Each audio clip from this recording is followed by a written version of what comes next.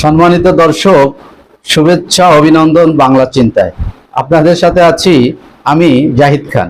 যেখান থেকে দেখছেন সবাইকে স্বাগতম।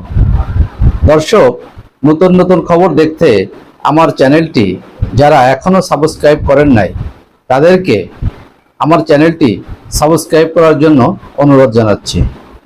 আর ইতিমধ্যে যারা আমার চ্যানেলটি সাবস্ক্রাইব করেছেন তাদেরকে জানাই অনেক অনেক ধন্যবাদ। মধ্যপ্রাচ্যের ঘাঁটি থেকে বিমান ও জাহাজ সরিয়ে নিচ্ছে যুক্তরাষ্ট্র। রিপোর্ট ইত্তেফাক এই রিপোর্টটি করেছে।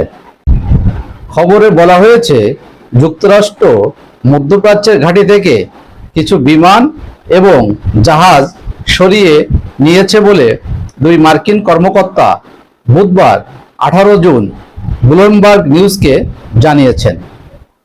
ইরানে ইসরায়েলের বোমা হামলায় যুক্তরাষ্ট্র যোগ দেবে কিনা তা নিয়ে ডোনাল্ড ট্রাম্পের ধোঁয়াশা অবস্থানের মধ্যে এই পদক্ষেপ নেওয়া হলো।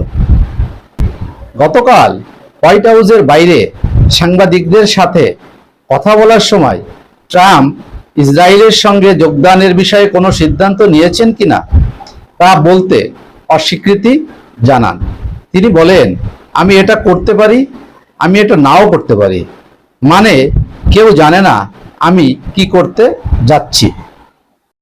নাম প্রকাশ না করার শর্তে দুই মার্কিন কর্মকর্তা বলেছেন, বিমান ও জাহাজ স্থানান্তর মার্কিন বাহিনীকে রক্ষা করার পরিকল্পনার অংশ। তবে কতগুলো বিমান বা জাহাজ স্থানান্তরিত করা হয়েছে এবং কোথায় স্থানান্তরিত করা হয়েছে তা বলতে অস্বীকৃতি জানিয়েছেন তারা। একজন কর্মকর্তা জানিয়েছেন, যেসব বিমান শক্ত আশ্রয় কেন্দ্রে ছিল না সেগুলো আল উদেইদ ঘাঁটি থেকে এবং নৌবাহিনীর জাহাজগুলো বাহরাইনের একটি বন্দর থেকে সরিয়ে নেওয়া হয়েছে। সেখানে সামরিক বাহিনীর ৫ম নৌবহর অবস্থিত। কর্মকর্তা আরো বলেন, এটি কোনো অস্বাভাবিক বিষয় নয়, এটি বাহিনীর সুরক্ষা অগ্রাধিকার।